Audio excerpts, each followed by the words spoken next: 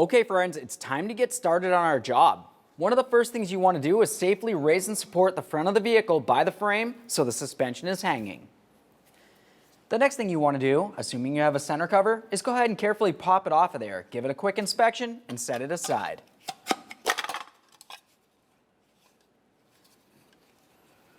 After you have that off of there, continue on to removing all 5 of your 19mm lug nuts and then the wheel.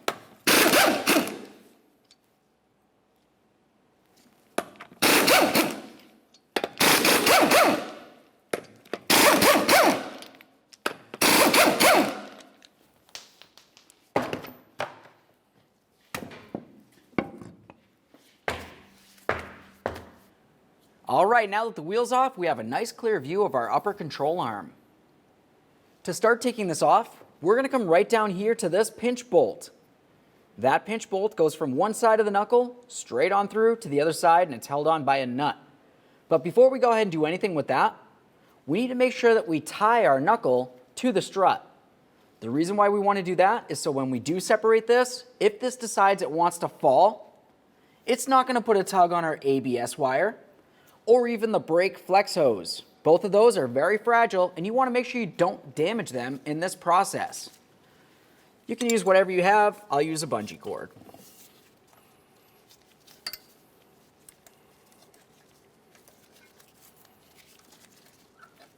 Once you have that safely tied, let's continue on to the pinch bolt. To remove this, I'm going to hold the bolt side with a 13mm headed wrench. I'll use a 15mm socket on the other side to fully remove the nut, and then we'll drive the bolt out of the knuckle.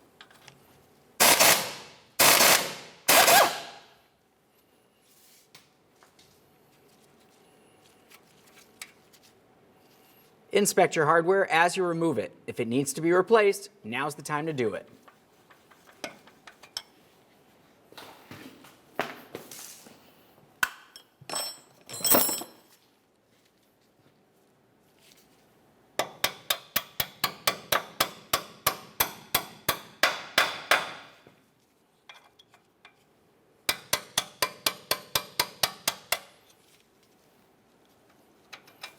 Now we can continue with a hammer and a pickle fork. We're going to use these to separate the ball joint from the knuckle.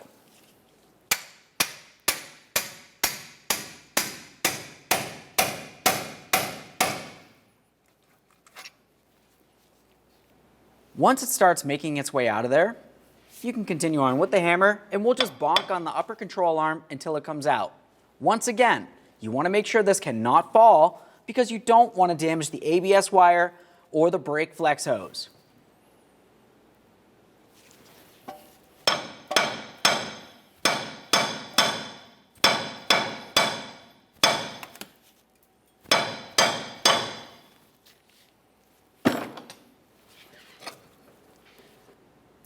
Now we can start removing the cam bolts that hold the control arm to the frame.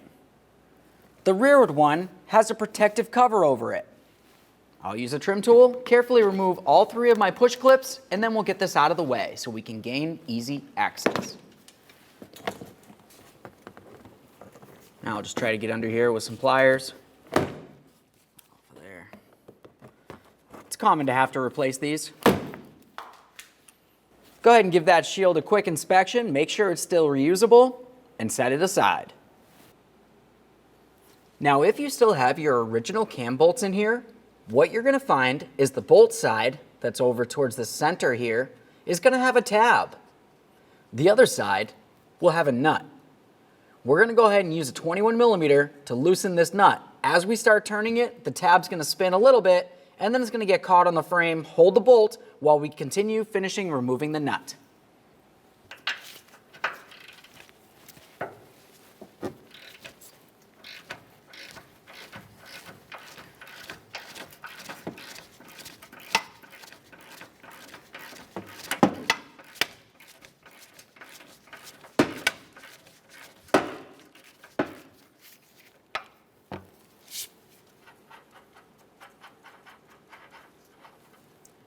Inspect your hardware as you remove it.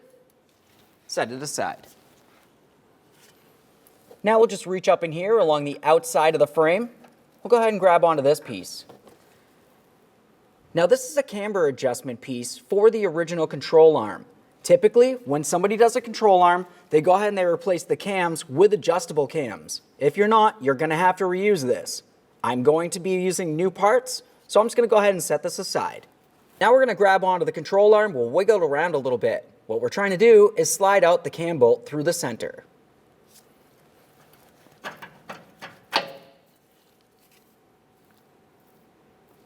Now the process will be the same for the other side.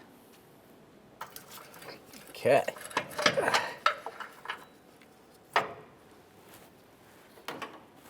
Go ahead and grab onto that control arm and carefully remove it from the vehicle. There it is, friends. Okay, friends, it's time to install our brand new upper control arm.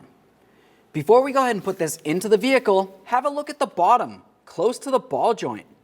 You're going to be able to tell exactly which side this control arm should be on. R is for the right side, passenger side. L would be for the left, or driver's side. Let's go ahead and take that control arm and we're going to carefully slide it in position in the frame.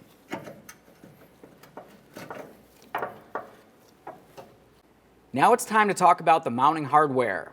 Whenever I do an upper control arm, I always make sure that I replace the hardware. And when I do, I make sure it's adjustable hardware. Before we go ahead and start putting together the adjustment points, let's have a look at the bolt. Now looking at this, you can tell that it's pretty much a perfect circle until you get to one point. It has a nice flat area going all the way across. It's important to note. Let's go ahead and take one of the washers, we'll slide it right on there. The next thing you want to do is have one of your cam adjustment discs. Looking at it, you can see that the bottom hole is pretty much circular with a flat area. Go ahead and take that bolt and put it through the side that has the numbers on it. Now what you would want to do is go ahead and take this and you're going to slide it through the frame, through the control arm, all the way out the other side of the frame. When you start sliding it through, you want to make sure that this area fits inside the cupped area on the inside of the frame right here. There's pretty much two ridges.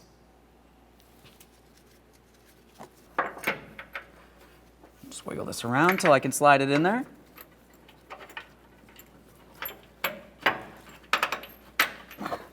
Now we'll take the other cam adjuster, we'll slide it right in here.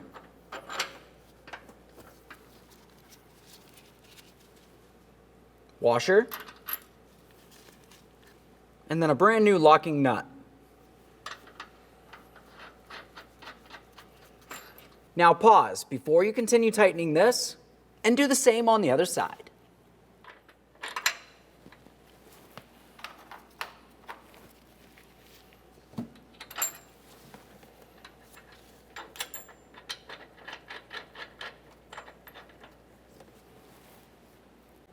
Now before I put this other side on here, if you have the cam adjustments, you want to make sure that you put it into position just like this. The bolt hole on the very bottom. The adjustment hole directly above it. You don't want to have it like this or even like that. Put it directly above, and then when you go to the alignment professional, they'll adjust it as needed.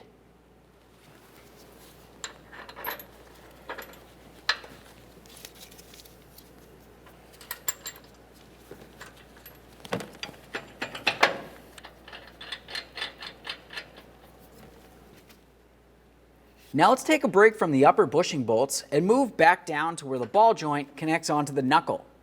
We're going to go ahead and carefully put this in. Just get it lined up. Just go ahead and pull that down in there as far as it can go. The next thing you want to do is take a peek through the mounting hole in the knuckle. Make sure that the slot on the ball joint lines up, and then go ahead and clean up your mounting bolt, put it in there with some red thread locker.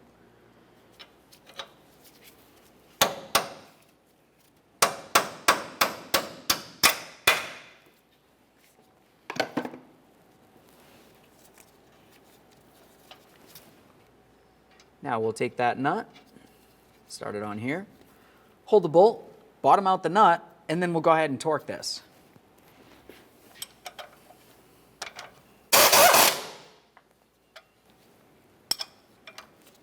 Once it's bottomed out, torque it to 41 foot-pounds. Now we can remove our safety strap.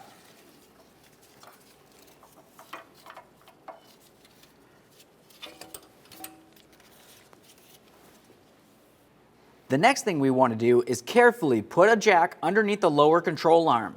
We're going to start jacking up the lower control arm until the upper control arm is in the original ride height position. Just something to mention, when you're jacking this up, be very careful not to shift the vehicle. You don't want to knock it off of the jack stands or your automotive lift.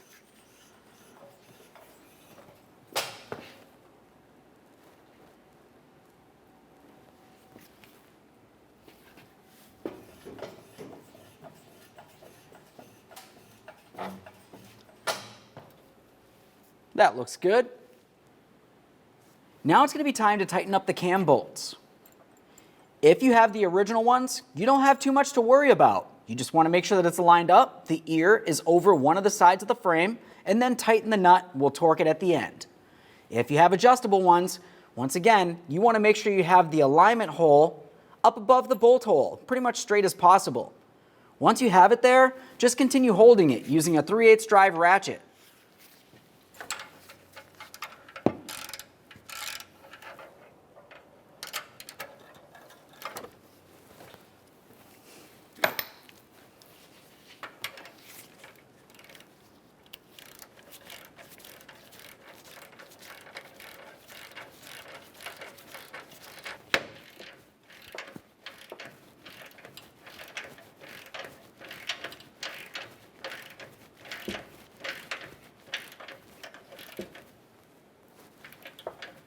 Okay, so right there feels as though it's bottomed out. I'm going to pause on this side, do the exact same thing on the other side. Once both sides are tightened up, we'll continue on to torquing them to 98 foot-pounds.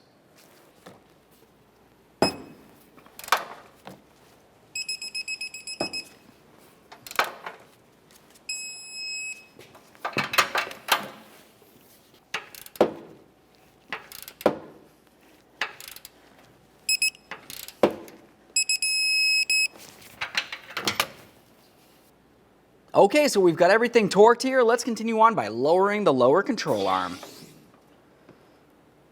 Let's get this shield back on here. I'm just going to line up my push pin holes and push in my push pins.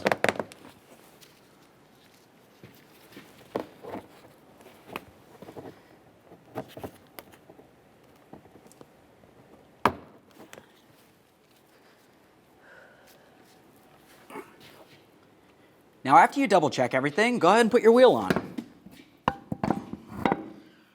We're going to line up the wheel with each of the studs, start on all the lug nuts, bottom them out.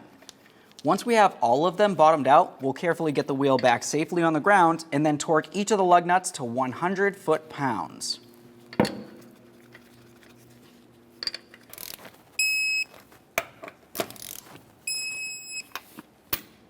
Torqued. Of course, if you have a center cover, go ahead and put that on now.